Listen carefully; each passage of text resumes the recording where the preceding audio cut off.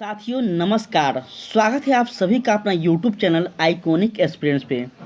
साथियों, जैसा कि आप सभी को पता है, अब 68 का बीपीएससी पीटी का रिजल्ट आ चुका है और 69 सितंबर में होने वाले हैं।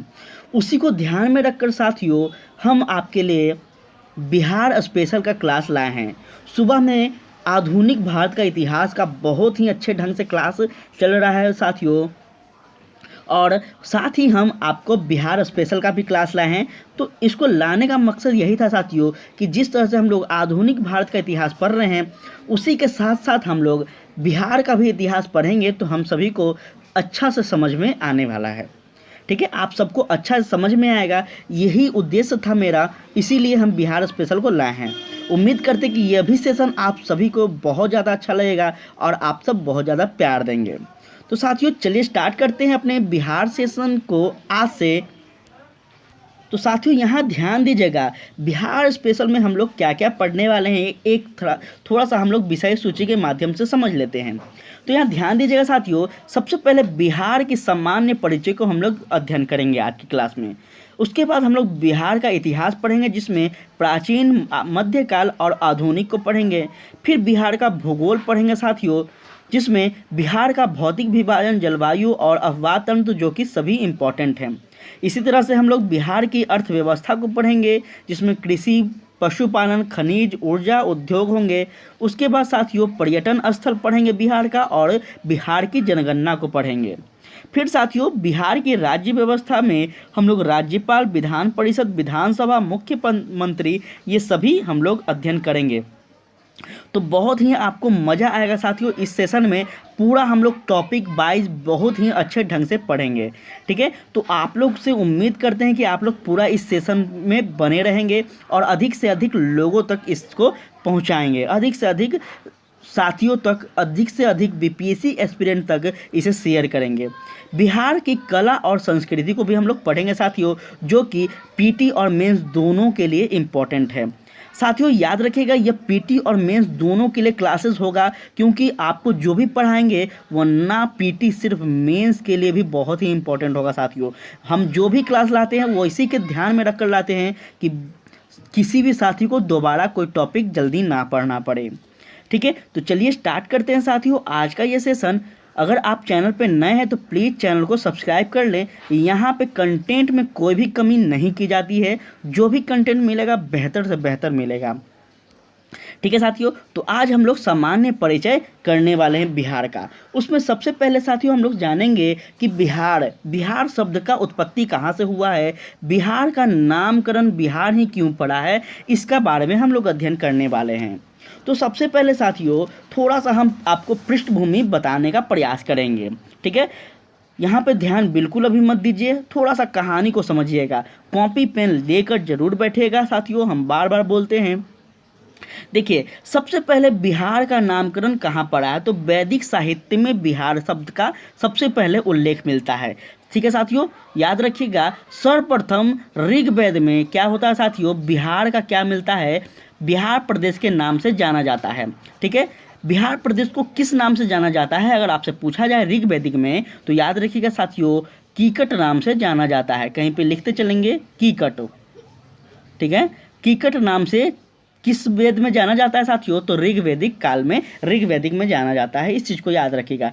कीकट का अर्थ होता है साथियों क्या, अगर आपसे पूछा जाए तो याद रखिएगा निष्कृष्ट जाति अर्थात आदिवासी को कहा जाता है साथियों कीकट। कीकट किसे कहा जाता है, आदिवासी को कहा जाता है।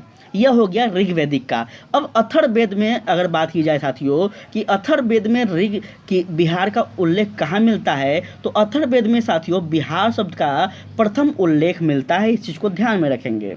ठीक है, वेद का, अब सभी वेद का अपना एक ब्राह्मण होता है साथियों, इस चीज़ को याद रखेंगे। ठीक है, सभी वेद कितने हैं आप लोग कमेंट में ज़रूर बताइएगा। और सभी वेदों का अपना ब्राह्मण होता है साथियों। ब्राह्मण में क्या होता है, तो वेदों में जो भी लिखे होते हैं उसका संक्षिप्त रूप में ब्राह्मण में उल्लेख मिलता है। ठीक है, जिसमें सबको समझ में आए उसमें ब्राह्मण कहा जाता है। ठीक है, ब्राह्मण किसे कहा जाता है साथियों, तो इस समझ में आ गया। ब्राह्मण वेदों पर टिका हुआ होता है साथियों, इसको याद रखिएगा। ब्राह्मण का मतलब होता है वेदों पर टिका हुआ। लिखते चलिएगा, बहुत ही इंपॉर्टेंट चीज़ बता रहे हैं आपको। तो साथियों सबसे पहले अथर्ववेद के कहाँ मिलता है साथियों? शतपथ ब्राह्मण में मिलता है। ठीक है, शतपथ ब्राह्मण में क्या मिलता है? तो शतपथ ब्राह्मण के उपनिषद के बृहद में क्या मिलता है साथियों? तो बिहार शब्द का उल्लेख मिलता है। ठीक है, इस चीज़ को याद रखिएगा। उसके बाद हम लोग अगर आगे और भी चलें, प्राचीन भारत की अगर अभी बात की जा रही साथियों, प्राचीन काल की, उसके बाद हम लोग और आगे चलें तो ऋग वैदिक काल से हम लोग आगे बढ़ेंगे साथियों। तो जैन साहित्य में भी क्या होता है साथियों? जैन साहित्य और बौद्ध साहित्य में भी बिहार शब्द का उल्लेख मिलता है। ठीक है, जैन साहित्य के भगवती सूत्र में क्या मिलता है साथियों? तो भगवती सूत्र के 16 महाजनपदों में क्या मिलता है? बिहार का उल्लेख मिलता है। और आपको पता होना चाहिए कि जो 16 महाजनपद थे उनमें से 3 महाजनपद बिहार में थे। कौन कौन थे? तो मगध थे, लिच्छवी थे और अंग थे। इन तीनों को साथियों बिहार का उल्लेख मिलता है, तीनों से। ठीक है, अगर बौद्ध साहित्य की बात की जाए साथियों तो बौद्ध साहित्य के अंगुत्तर निकाय में मिलता है। ये सभी जो है साथियों, यह उस धर्म का क्या है? साहित्य है, उस धर्म का धार्मिक साहित्य है। अंगुत्तर निकाय हो गया, और जैन साहित्य कौन है साथियों? भगवती सूत्र है। ठीक है, इन सभी में बिहार का उल्लेख मिल रहा है, इस चीज़ को ध्यान में रखिएगा। चलिए अब हम लोग प्राचीन काल से आगे बढ़ते हैं तो मध्यकाल की ओर बढ़ते हैं। मध्यकाल की ओर साथियों बिहार का भी उल्लेख मध्यकाल में भी मिलता है, इस चीज़ को याद रखिएगा।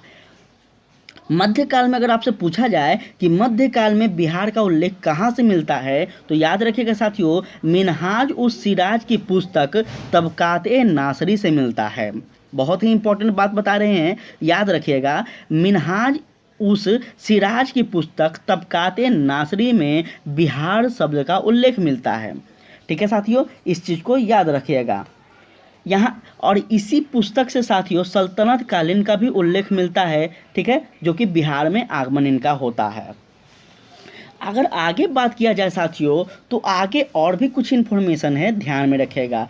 अब्बास खां, बहुत ही इंपॉर्टेंट बात बता रहे हैं साथियों, लिख लीजिएगा। अब्बास खां शेरखानी की पुस्तक तारीख़ शेर शाही, बहुत ही इंपॉर्टेंट है। अब्बास खां शेरखानी की पुस्तक तारीख़ शेर शाही से बिहार का इतिहास तथा शेर शाह की शासनकाल, प्रशासनिक व्यवस्था का सारा उल्लेख मिलता है। ठीक है, क्योंकि आपको पता होगा शेर शाह कहाँ से बिलोंग करते थे? अपने बिहार से, सासाराम में इनका मकबरा है, इसलिए साथियों या ध्यान में रखिएगा इस बात को। चलिए अगर आगे हम लोग और आगे बढ़ें तो साथियों बिहार का उल्लेख कुछ और महत्वपूर्ण पुस्तक है उसमें भी मिलता है। तो ध्यान रखिएगा साथियों, कीर्ति पताका, कहीं लिखते चलिएगा, कीर्ति पताका। ठीक है, कीर्ति पताका में भी मिलता है साथियों। और एक और पुस्तक है कीर्ति पताका और कीर्ति लता, ये 2 पुस्तकें हैं साथियों, कीर्ति पताका और कीर्ति लता। ठीक है, इसमें भी क्या मिलता है साथियों? बिहार का उल्लेख मिलता है। यह दोनों पुस्तकें किसके हैं? तो विद्यापति के द्वारा लिखा गया पुस्तक है साथियों, जिसमें बिहार का उल्लेख मिलता है। ठीक है, इस चीज़ को याद रखेंगे। एक और पुस्तक अगर बात की जाए साथियों तो ज्योतिश्वर की पुस्तक है साथियों, याद रखेगा। वरगढ़ नाकार की पुस्तक है। एक रजनी का याद रखेगा साथियों, एक कौन सा पुस्तक है? तो एक रजनी रता, लिख लीजिएगा कहीं पे, रजनी नाथकार का पुस्तक है साथियों। इसमें आपको क्या मिलता? ठीक है साथियों, तो 2 पुस्तकें और याद रखिएगा। एक वर्ण रत्नाकार जो कि ज्योतिश्वर की पुस्तक है। ठीक है, एक रजनी रत्नाकार जो कि चंद्रशेखर के द्वारा लिखी गई है। यह 2 पुस्तकें में भी बिहार का उल्लेख मिलता है।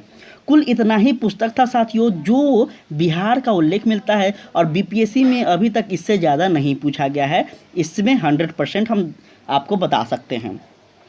तो इन सभी जगहों से कहाँ क्या मिलता है साथियों? बिहार का उल्लेख मिलता है, बिहार शब्द का उल्लेख मिलता है। ठीक है, 12वीं सदी में बौद्ध विहारों की बहुलता के कारण इस क्षेत्र का नाम क्या पड़ा साथियों? तो बिहार पड़ा। बौद्ध अनुयायियों के प्रार्थना स्थल को बिहार कहा जाता था, इस चीज़ को ध्यान में रखिएगा। ठीक है साथियों, इस चीज़ को ध्यान में रखेंगे आप सभी। ठीक है। हम आपको बिहार का उत्पत्ति बता दिए, बिहार का नामकरण बता दिए, अब बिहार शब्द का मतलब बता रहे हैं। बिहार शब्द का मतलब क्या होता है, अगर आपसे कोई पूछे तो याद रखिएगा साथियों, बौद्ध बिहारों की बहुलता के कारण इस क्षेत्र को क्या कहा गया, तो बिहार कहा गया। क्यों कहा गया, क्योंकि बौद्ध अनुयायी जो थे वह इस स्थल पर क्या करते थे साथियों, तो प्रार्थना स्थल को बिहार कहा जाता था। यहाँ पे वो लोग संन्यास धारण करते थे, ठीक है, भिक्षुक लोग, इनमें बौद्ध भिक्षुक निवास करते थे, इसलिए इसे बिहार की संज्ञा दी गई है। तो दो चीज़ हम लोग यहाँ पे सीख गए, एक बिहार को बिहार ही क्यों कहा जाता है, तो अब आप बता पाएंगे इस कारण से बिहार कहा जाता है। दूसरा कि बिहार का सबसे उल्लेख कहाँ मिलता है, सबसे पहले प्राचीन में, मध्य में अगर बात की जाए तो आप बता देंगे कि कहाँ कहाँ मिलता है, किस किस पुस्तक में मिलता है। अब हम लोग चलते हैं साथियों बिहार की भौगोलिक स्थिति पर, ठीक है। हम लोग नामकरण को देख लिए हैं, अब थोड़ा सा बिहार की स्थिति को समझेंगे कि बिहार कहाँ कहाँ कैसे कैसे स्थित है। तो यहाँ ध्यान दीजिएगा आप लोग, चलिए ध्यान दीजिएगा साथियों, अब बिहार की भौगोलिक स्थिति का हम लोग बात करने वाले हैं। तो साथियों भौगोलिक स्थिति जो बिहार की है वह क्या है, तो याद रखिएगा साथियों, उत्तर से लेकर दक्षिण तक की जो इसकी लंबाई है, उससे पहले आपको थोड़ा सा और बताते हैं, 1 मिनट, लंबाई अभी नहीं, अभी हम क्या बता रहे हैं साथियों, जो बिहार स्थित है वो क्या है साथियों, तो याद रखिएगा 27 डिग्री 31 मिनट 15 सेकेंड उत्तरी अक्षांश से कितना है साथियों, तो याद रखिएगा 24 डिग्री 20 मिनट 10 सेकेंड उत्तरी अक्षांश पे स्थित है, ठीक है। यह हो गया आपका उत्तर से दक्षिण की ओर। अगर आपका पूर्व से पश्चिम की ओर बात किया जाए साथियों, तो ध्यान में यहाँ रखिएगा, यहाँ पे बात कि पूर्व से पश्चिम इसका क्या है साथियों, तो 83 डिग्री 19 मिनट और क्या है साथियों 50 सेकेंड ईस्ट है, ठीक है। 88 डिग्री से लेकर 17 मिनट 40 सेकेंड ईस्ट है साथियों, यह देशांतर है, ठीक है। अब हम आपको समझाने का प्रयास करेंगे, बहुत सारे ऐसे स्टूडेंट भी होंगे जो उत्तरी अक्षांश नहीं पता होगा, देशांतर नहीं पता होगा, ठीक है, और बहुत ऐसे भी होंगे जिनको पता होगा, तो हम सबको लेकर चलते हैं, हम आपको समझा रहे हैं। देखिए यह क्या है, यह पृथ्वी है, ग्लोब है, ठीक है साथियों। इस ग्लोब को जो विभाजन किया गया है, काल्पनिक रेखा में इसको विभाजन किया गया है। ध्यान दीजिएगा साथियों, इस ग्लोब पे, इस पृथ्वी पे जो इस प्रकार की रेखाएं होती है, इसे क्या कहा जाता है, तो ये जो रेखा है साथियों, यह अक्षांशीय रेखा है, ठीक है।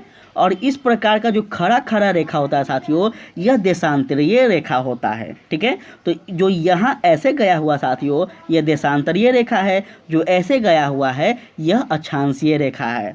अब कोई दिक्कत नहीं होगा। अब हम आपको समझाने का प्रयास करेंगे साथियों कि इसे उत्तरी क्यों कहा गया है दोनों तरफ, ठीक है। यहाँ पे आपको कन्फ्यूजन हो रहा होगा कि एक उत्तरी ऊपर में है तो नीचे दक्षिणी होना चाहिए, समझते हैं इस चीज़ को भी। तो जो ये साथियों, यह जो पृथ्वी है, तो यह क्या है साथियों, ऐसे क्या है साथियों, यह जो अक्षांशीय रेखा है, ठीक है, और ये दशांतरीय रेखा है। अपना भारत कहाँ है साथियों, तो अपना भारत यहाँ पे है। ध्यान दीजिएगा, थोड़ा सा इंपॉर्टेंट बात बता रहे हैं, अपना भारत यहाँ पे है। यह ऊपर में क्या है साथियों, ऊपरी में उत्तरी अक्षांश है, ठीक है, नीचे में दक्षिणी अक्षांश है। ऊपर क्या है साथ, इस साइड क्या है साथियों, तो इस साइड आपको पूर्वी देशांतर है, इस साइड पश्चिमी देशांतर है। कोई दिक्कत यहाँ पे किसी को कोई दिक्कत नहीं हो रहा होगा। अब आप बताइए कि अपना भारत कहाँ है, अपना भारत उत्तरी अक्षांश में है, पहला बात। दूसरा बात, अपना भारत साइड किसका है, तो पूर्वी क्या है साथियों, पूर्वी देशांतर है। कोई दिक्कत, जब भारत इस साइड है तो अपना बिहार किस साइड होगा, तो जाहिर सी बात है साथियों कि भारत के अंदर ही ना बिहार है, मतलब कि बिहार भी उसी साइड होगा, उत्तरी अक्षांश और पूर्वी देशांतर। इसलिए साथियों यहाँ पे यह लिखा गया है पूर्वी देशांतर उत्तरी अक्षांश। कोई दिक्कत अब यहाँ पे अगर आपसे पूछा जाए कि बिहार जो है वह कहाँ पे स्थित है, तो याद रखिएगा 27 डिग्री 31 मिनट 15 सेकंड उत्तरी अक्षांश से लेकर कहाँ है साथियों, 24 डिग्री 20 मिनट 10 सेकंड उत्तरी अक्षांश। अगर देशांतर की बात की जाए तो यहाँ पे आप देशांतर को भी बता सकते हैं। यह था कुछ भौगोलिक स्थिति जो कि आपको समझ में आ गया होगा। अब है साथियों कि बिहार का जो क्षेत्रफल है वह कहाँ तक है, बिहार कितना में फैला हुआ है। तो याद रखिएगा साथियों 345 किलोमीटर उत्तर से लेकर क्या है साथियों दक्षिण तक फैला हुआ है। बिहार की सीमा की बात की जा रही है, बिहार की लंबाई की बात की जा रही है साथियों, ठीक है। अगर चौड़ाई पूछा जाए, चौहद्दी की यहाँ पे बात की जा रही है, इसको क्या कहेंगे हम लोग, चौहद्दी, ठीक है। सभी का चौहद्दी होता है, आपका अगर जो घर होगा उस ज़मीन का भी चौहद्दी निकलता है, ठीक है।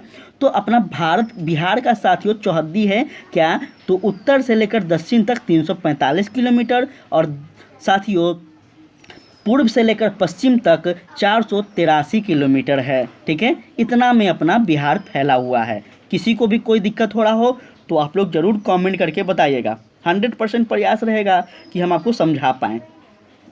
चलिए, यह हो गया भौगोलिक स्थिति की बात।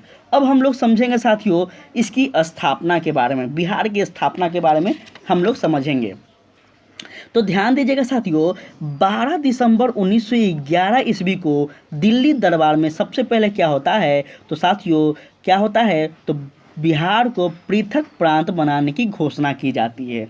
बहुत ही इंपॉर्टेंट बात यहाँ पे बताया जाता है साथियों, बहुत ही इंपॉर्टेंट बात, ठीक है। याद रखिएगा सबसे पहले यह आधिकारिक घोषणा होती है। याद रखिएगा अगर आपसे पूछा जाए कि बिहार को पृथक प्रांत बनाने की आधिकारिक घोषणा कब की गई, तो याद रखिएगा 12 दिसंबर 1911 ईस्वी को। और 22 मार्च 1912 ईस्वी को साथियों क्या किया गया, बिहार उड़ीसा के सहित क्या किया गया, बिहार के साथ उड़ीसा भी है, उसे क्या किया गया, एक अलग प्रांत की का गठन किया गया। यह याद रखिएगा साथियों। 22 मार्च को इसीलिए हम लोग क्या करते हैं, बिहार दिवस को मनाते हैं, क्योंकि बिहार दिवस 22 मार्च को ही क्या किया गया था, बिहार और उड़ीसा को मिलाकर एक अलग प्रांत का घोषणा किया गया था साथियों। अब हम लोग आगे अगर बात करें तो यहाँ ध्यान रखिएगा आगे कुछ इम्पोर्टेंट बात है, ठीक है बच्चों। यहाँ पे थोड़ा सा ध्यान दीजिएगा, सॉरी बच्चों नहीं कह सकते हैं क्षमा चाहते हैं साथियों। यहाँ पे क्या हो गया, तो 1 अप्रैल 1912 को ईस्वी को क्या हुआ, बिहार और साथ में उड़ीसा दोनों को मिलाकर क्या किया, प्रांत का गठन किया गया। 22 मार्च को क्या किया गया था, तो घोषणा किया गया था कि बिहार और उड़ीसा मिलकर एक प्रांत बनेंगे, घोषणा किया गया था। याद रखेंगे इस बात को, आपसे कन्फ्यूजन आपको किया जाएगा एग्जाम में। अगर गठन की बात की जाए तो 1 अप्रैल 1912 को किया गया था पूर्ण रूप से, ठीक है। आगे हम लोग चलते हैं तो आगे फिर से बिहार का विभाजन होता है जो कि 1 अप्रैल 1936 को होता है। इससे पहले थोड़ा सा हम आपको समझाना चाहेंगे 1 अप्रैल 1936 के बारे में। 1 अप्रैल 1936 मतलब क्या है कि भारत आज़ाद हो चुका है। भारत आज़ाद के बाद साथियों राज्य का क्या हुआ था, तो राज्य का निर्माण हुआ और इसी क्रम में 1956 ईस्वी में, बहुत ही इंपॉर्टेंट बात बता रहे हैं, 1956 ईस्वी में क्या हुआ साथियों, तो 1956 ईस्वी में ध्यान, तो क्या हुआ था साथियों उस समय ध्यान में रखिएगा क्या हुआ था, थोड़ा सा एक मिनट। 1956 में क्या हुआ था, तो आज़ादी के बाद भारत में राज्य पुनर्गठन आयोग की स्थापना की गई, ठीक है। किसकी स्थापना की गई, राज्य पुनर्गठन आयोग की स्थापना की गई। इस आयोग के द्वारा क्या हुआ था साथियों, तो इस आयोग के द्वारा क्या हुआ था ध्यान में रखेंगे, ठीक है। इस आयोग के द्वारा अनुसंधान के आधार पर राज्य का क्या करना था, पूर्ण गठन करना था। किसके आधार पर, अनुसंधान के आधार पर राज्य का पूर्ण गठन करना था, ठीक है। इस बात को याद रखिएगा। इसी के आधार पर क्या होता है साथियों, तो इसी के आधार पर 1 अप्रैल 1936 को बिहार और उड़ीसा को भी अलग कर एक राज्य बनाया गया, ठीक है। बिहार और उड़ीसा को अलग कर एक राज्य बना गया। और साथियों याद रखिएगा कि इसमें बिहार का कौन सा क्षेत्र दिया गया, तो बिहार के साथियों जो वर्तमान में किशनगंज आप देख रहे हैं, इस किशनगंज के कुछ भाग को क्या दिया गया है, तो पश्चिम बंगाल को दिया गया है, ठीक है। पश्चिम बंगाल को दिया गया, इस चीज़ को याद रखिएगा, ठीक है। बहुत ही इंपॉर्टेंट बात आपको बता रहे हैं, क्यों दिया गया, क्योंकि जो बिहार का जो किशनगंज का क्षेत्र था साथियों, यह कहीं ना कहीं बंगाली क्षेत्र था, ठीक है।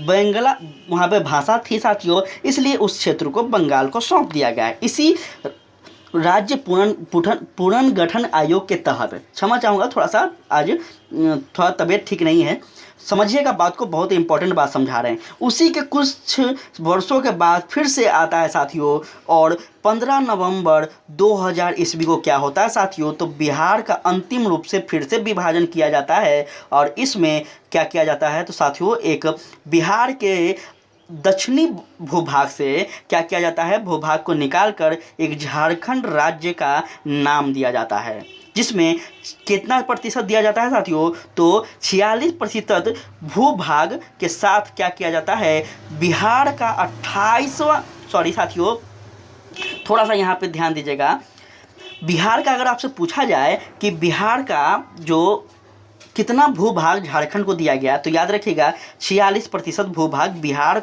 का जो था उसको झारखंड को देकर झारखंड राज्य बनाया गया। अगर आपसे पूछा जाए साथियों कि उसी समय बिहार के कितने जिले झारखंड में मिलकर झारखंड राज्य का निर्माण किए थे, तो याद रखिएगा 18 जिले उस समय बिहार के झारखंड को दिया गया और यह झारखंड राज्य का निर्माण किया। ठीक है, तो याद रखिएगा कितना प्रतिशत भूभाग दिया गया, 46%, बाकी 94% भूभाग बिहार में रहा।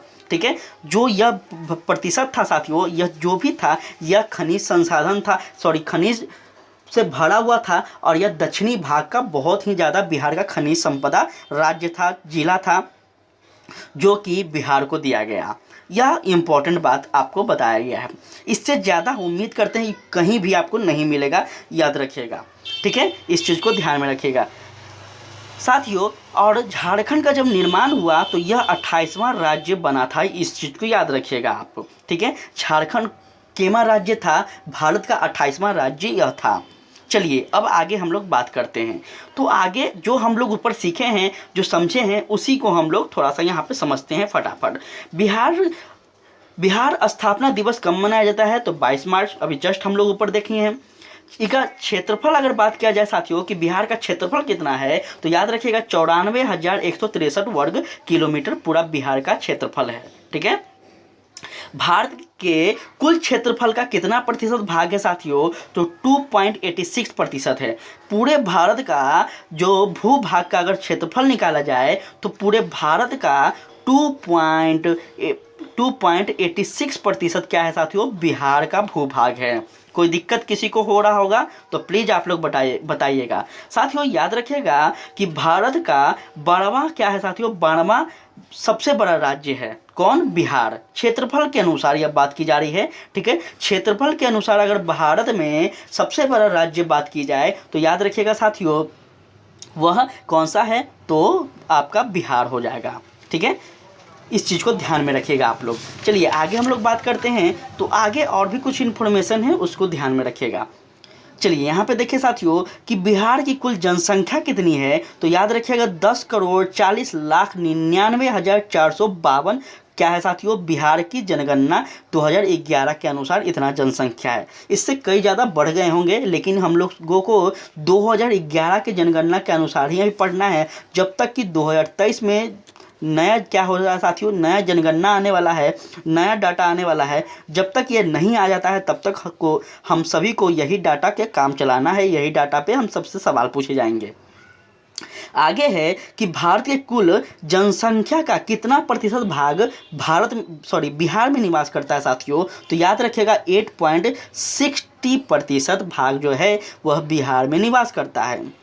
चलिए उसी के बाद है साथियों कि भारत का तीसरा बड़ा राज्य अगर कोई है साथियों जनसंख्या के दृष्टिकोण से, तो याद रखिएगा साथियों वो बिहार है। ठीक है, 12वां सबसे बड़ा क्षेत्रफल के अनुसार है साथियों बिहार, और जनसंख्या के अगर दृष्टि से देखा जाए तो यह तीसरा स्थान रखता है बिहार। उसी के बाद साथियों अगर बिहार की लंबाई की बात की जाए तो अभी जस्ट हम लोग देखे हैं ऊपर क्या है साथियों, 345 किलोमीटर उत्तर से दक्षिण। चौड़ाई की बात की जाए तो 483 किलोमीटर साथियों पूर्व से पश्चिम है। अगर समुद्र तल से ऊंचाई की बात की जाए तो 173 फीट है साथियों। इस चीज़ को याद रखिएगा। बिहार की अगर पूछा जाए आपसे कि बिहार समुद्र तल से कितना ऊंचा है तो 173 फीट ऊंचा है साथियों। अगर मीटर में आपसे पूछा जाए तो याद रखिएगा 53 किलोमीटर है साथियों, 53 मीटर है साथियों। इस चीज़ को याद रखिएगा। अगर औसत वर्षा की अगर बात की जाए बिहार में, तो बिहार की औसत वर्षा 112 सेंटीमीटर है साथियों, याद रखेंगे इस चीज़ को। ठीक है, बहुत ही इंपॉर्टेंट है। 100% यहाँ से प्रश्न ना आए ऐसा हो नहीं सकता, जो मतलब यहाँ आपको बताया जा रहा है। ठीक है, चलिए अब क्या है साथियों, तो अब प्रशासनिक विभाजन की बात की जा रही है। ठीक है, बिहार की प्रशासनिक विभाजन की बात की जा रही है साथियों, यहाँ ध्यान दीजिएगा, थोड़ा सा 1 मिनट ध्यान दीजिएगा। चलिए देखिए साथियों, बिहार की जो प्रशासनिक है वह सबसे पहले प्रमंडल कितने हैं साथियों, तो 9 प्रमंडल है, इस चीज़ को याद रखिएगा। हम प्रमंडल आपको नीचे के स्लाइड में बहुत ही अच्छे ढंग से बताएंगे साथियों। ठीक है, जिला कितने हैं, 38 जिला है। 38वां जिला कौन बना है, सबसे नवीनतम जिला वह कौन है, तो अरवल है। अरवल कहाँ है, तो पटना के पास ही में है, इस चीज़ को ध्यान में रखेंगे आप लोग। अनुमंडल की अगर बात की जाए बिहार में, तो बिहार में साथियों 101 अनुमंडल हैं। ठीक है, अगर प्रखंड की बात की जाए, ठीक है, यहाँ पे क्या है साथियों, प्रखंड अंचल की बात की जाए तो 534 प्रखंड हैं, इस चीज़ को याद रखेंगे आप सभी। अगर बिहार की पंचायत की बात की जाए तो याद रखिएगा साथियों, बिहार की पंचायत कितने हैं, तो याद रखिएगा साथियों 800 क्या है साथियों, 868 हैं, 867 हैं, क्षमा चाहूँगा 867 है साथियों, इस चीज़ को याद रखेगा। अगर बिहार का नगर निगम की बात की जाए कि बिहार में नगर निगम कितने हैं, अभी हाल ही में नगर निगम का चुनाव हुआ है साथियों, वार्ड पार्षद का, तो आप सभी को इस चीज़ को बारे में पता रखना होगा कि बिहार में 19 नगर निगम हैं और सबसे नया वाला नगर निगम कौन है, तो वो सहरसा को बनाया गया है। ठीक है, सहरसा को सबसे नया क्या किया गया है साथियों, नगर का दर्जा दिया गया है, टाउन का दर्जा दिया गया है। आगे हम लोग अगर बात करें साथियों, तो नगर परिषद कितने हैं, तो 88 नगर परिषद हैं बिहार में। ठीक है, अगर पंचायत की बात की जाए साथियों तो 194 हैं।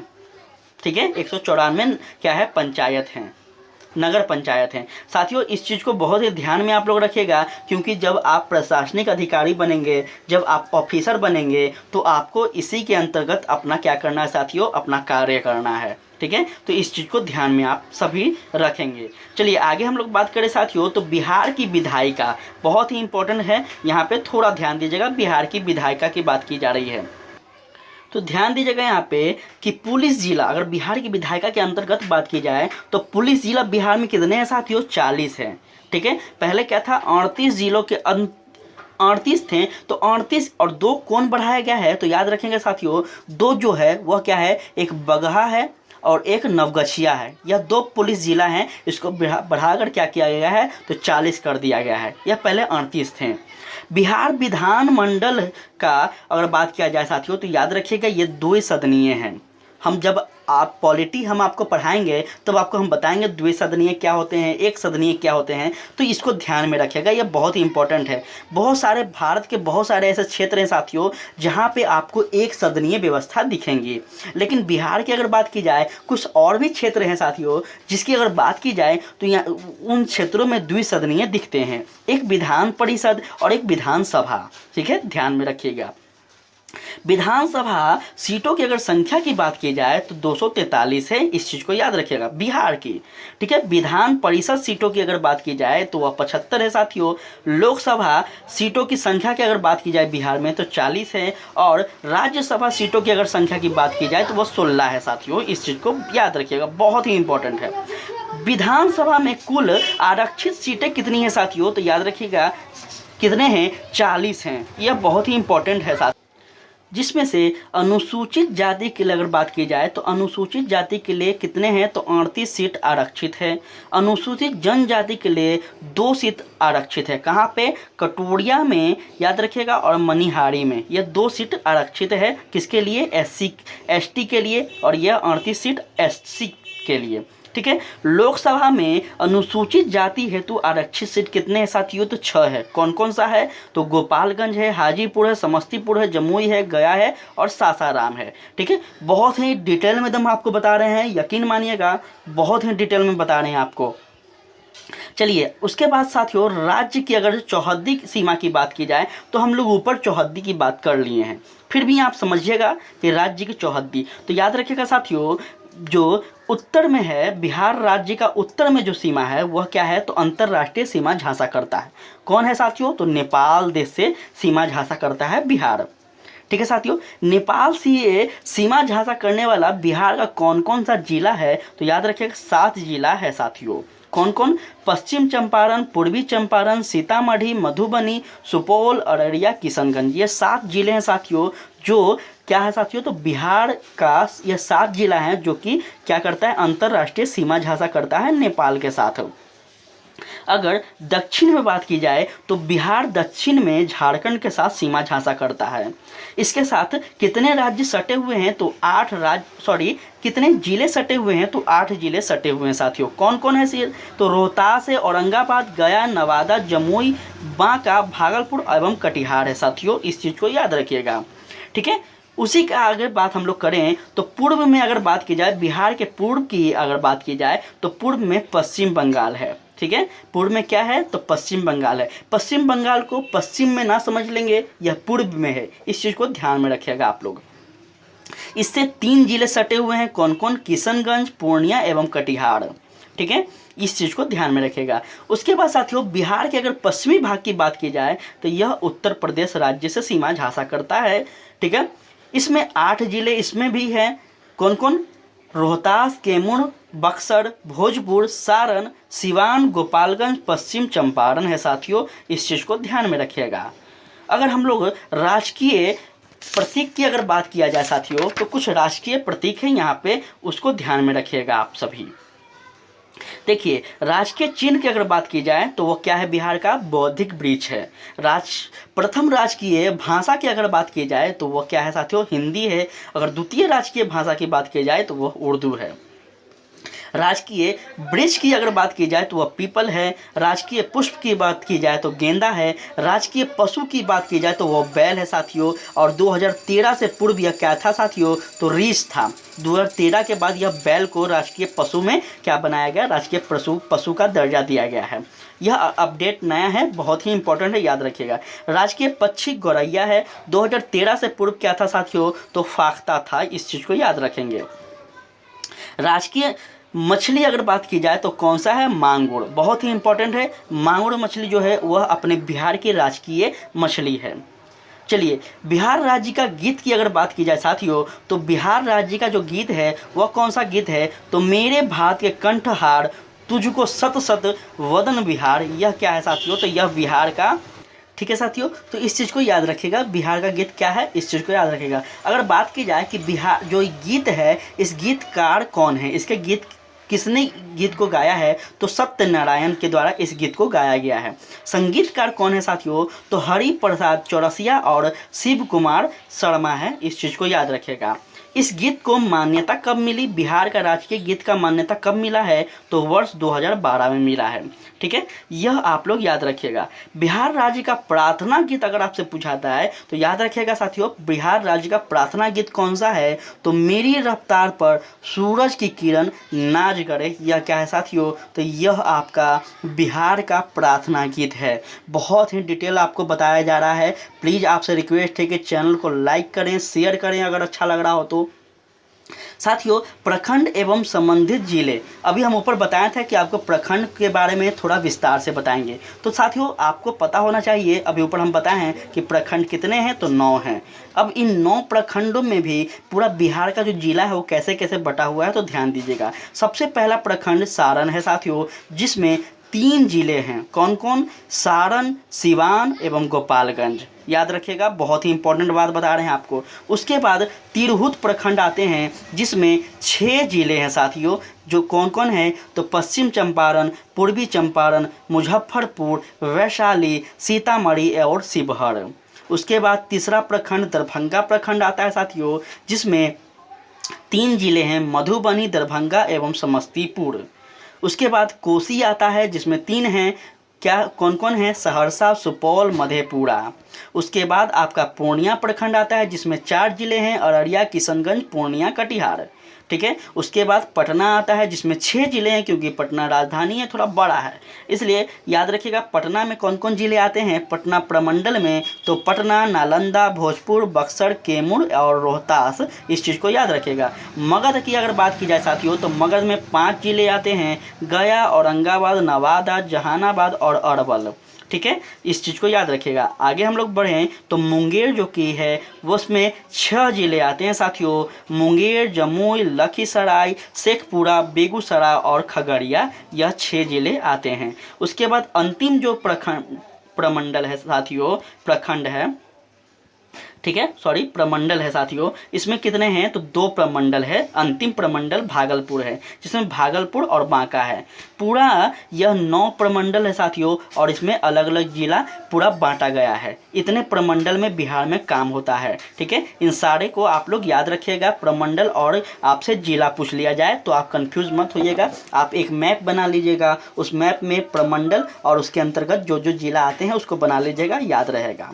चलिए अब यहाँ पे ध्यान दीजिएगा। देखिए यहाँ पे बनाया गया है मैप बिहार के प्रमंडल एवं जिले, यहाँ पे बनाया गया है। कोसी में कौन कौन सा है तो यहाँ देखिए, यहाँ पे इसी तरह से आप बना लीजिएगा। सब कुछ यहाँ पे दर्शाया गया है। तिरहुत है, ठीक है, सारण है जिसमें बताया गया है। पटना में कौन कौन है तो यहाँ पे बताया गया है। तो यहाँ ध्यान रखिएगा साथियों, इसी तरह से आपको बना लेना है या फिर प्रिंट आउट निकाल लेना है और आपका रूम में अपने चिपका लीजिएगा। हमेशा याद रहेगा, क्योंकि आपको इसी प्रमंडल, इसी के अंतर्गत पूरा काम करना है साथियों, जब आप बीपीएससी क्रैक करेंगे, ठीक है। तो ये बहुत ही इंपॉर्टेंट है। आज का ये क्लास कैसा लगा आप लोग ज़रूर बताइएगा साथियों। मेरा पूरा प्रयास था कि आपको आज सामान्य परिचय बिहार के बारे में देना। मेरा पूरा प्रयास था कि हम अच्छा से दें, और उम्मीद करते हैं कि आज का क्लास में आपको बिहार का सामान्य परिचय से बहुत ही ज़्यादा आपको आज पता चला होगा साथियों, ठीक है। कल से हम लोग बिहार का प्राचीन इतिहास पढ़ेंगे, तो सेशन से जुड़े रहेंगे। अगर अच्छा लगा हो तो लाइक करिए, सब्सक्राइब करिए, शेयर जरूर कीजिए साथियों। ग्रुप में फेसबुक, व्हाट्सएप, इंस्टा जो आप लोग यूज़ करते हैं, और टेलीग्राम से ज़रूर आप लोग जुड़ जाइएगा साथियों। वहाँ पे आपको PDF मिल जाएगा इसका, ठीक है। तो आज के लिए इतना ही, तब तक के लिए जय हिंद, जय भारत, जय बिहार।